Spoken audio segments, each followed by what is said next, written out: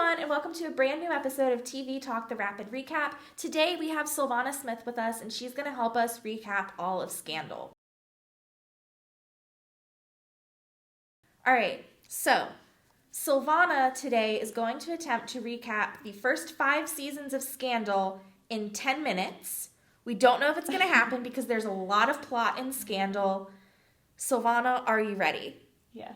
All right, your time begins now. All right, so the show starts out in season 1 with us meeting Olivia Pope and her team of specialized political handlers who basically use unorthodox but effective ways of dealing with political scandals in Washington, D.C. The basic format of the show is that Olivia and her team of fixers take on new clients and a new scandal each week that they help solve.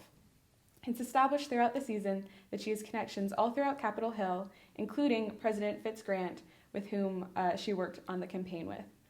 So throughout the season, through flashbacks, we learn that during the campaign, they actually carried out an affair.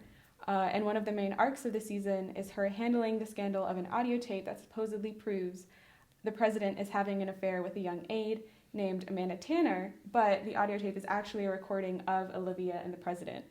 Amanda Tanner is later revealed to be pregnant, and then she is also killed.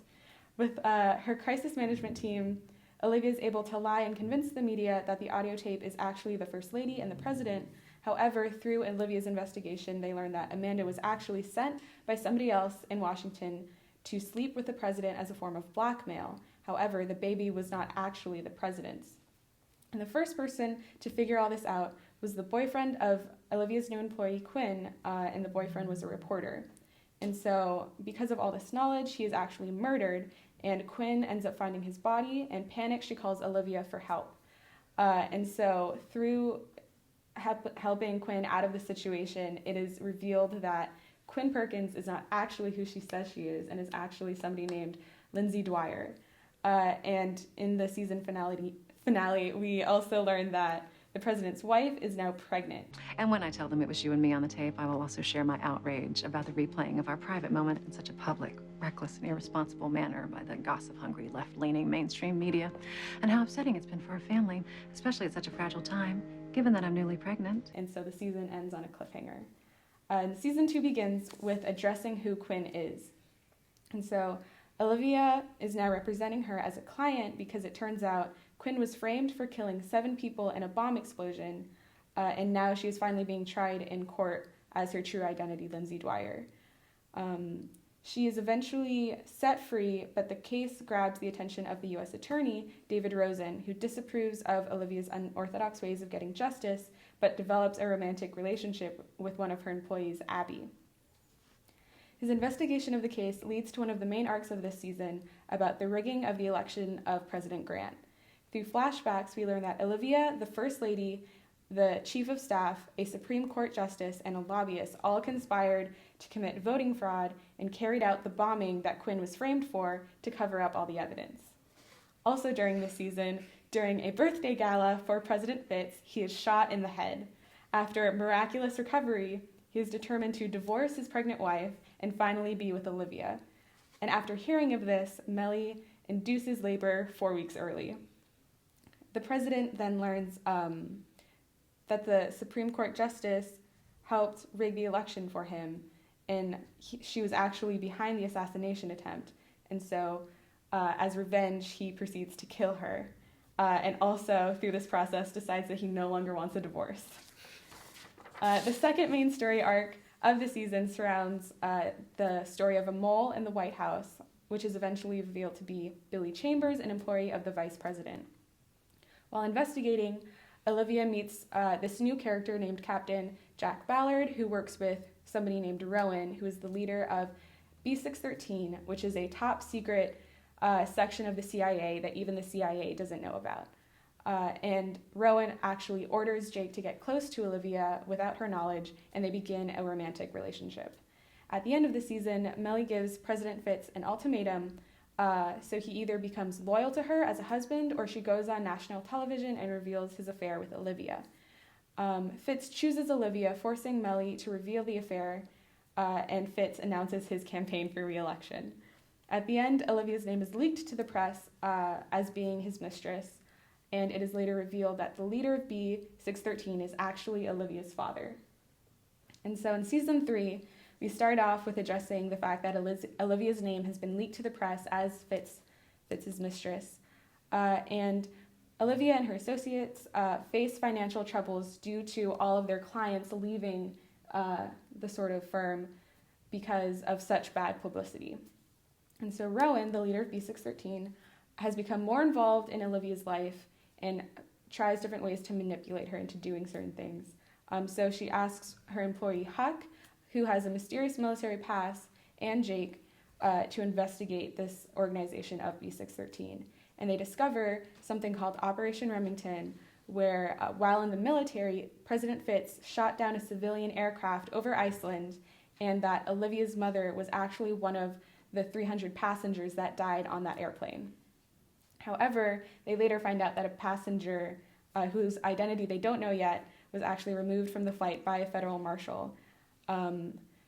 Quinn, changed by her trial experience, now begins to hang out with this guy named Charlie, who's a sketchy CIA agent guy, who eventually manipulates her to kill the only eyewitness to the removal of the passenger.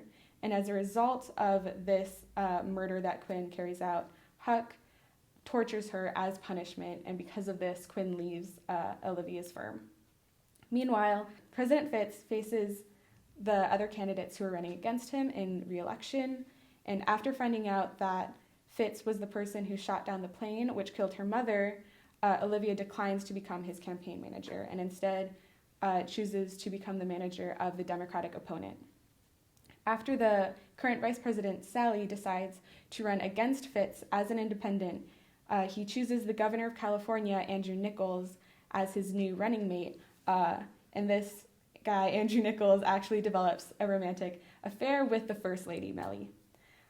In order to cover up a murder that Cyrus, the chief of staff, carried out, he asks Jake to help protect that secret, and in doing so actually kills Cyrus's husband, James, who was a reporter trying to dig up the secret.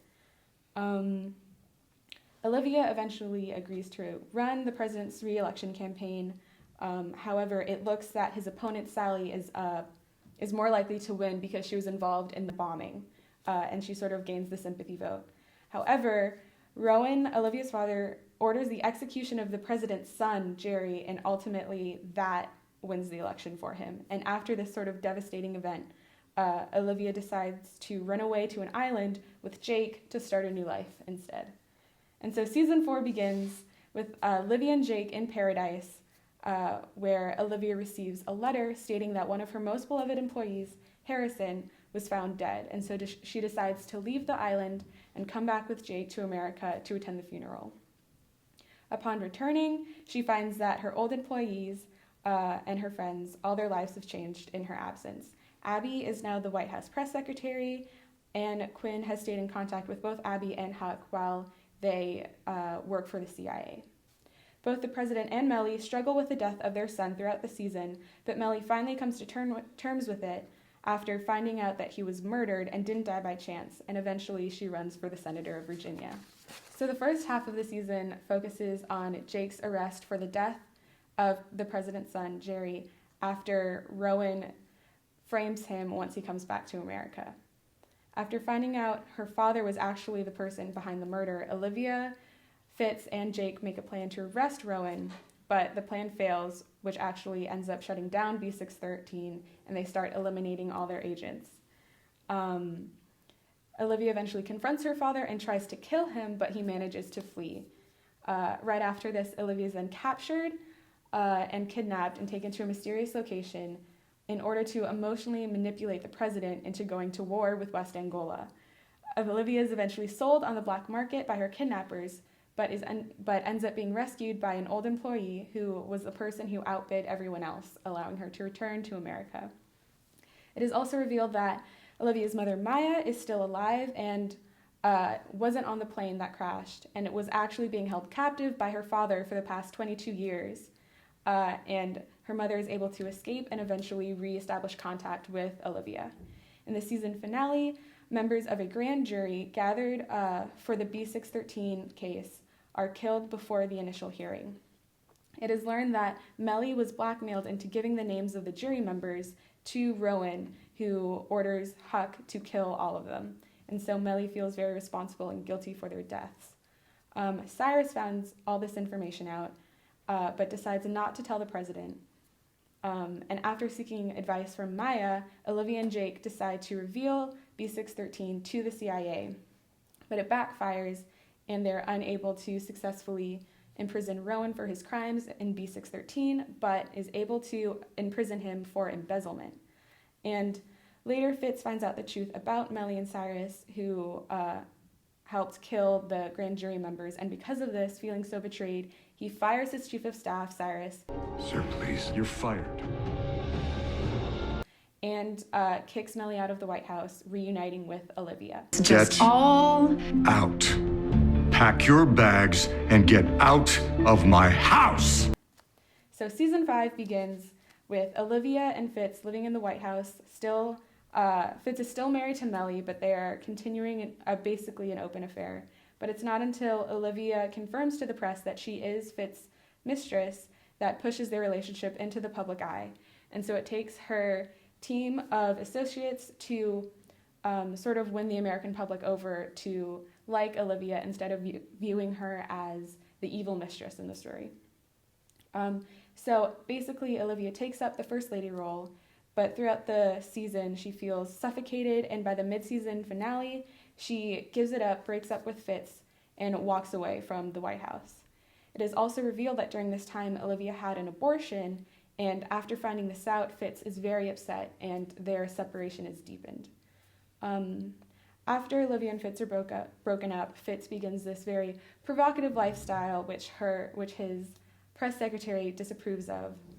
And during the season, along with all the scandals of the week, somebody named Marcus Webb, a previous client of Olivia's, actually joins her management team, her crisis management team.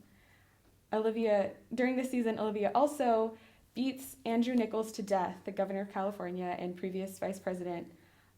She beats him to death with a chair in order to keep him quiet from telling secrets about Mellie and the White House and everything. And during the second half of the season, the show focuses mostly on the upcoming election.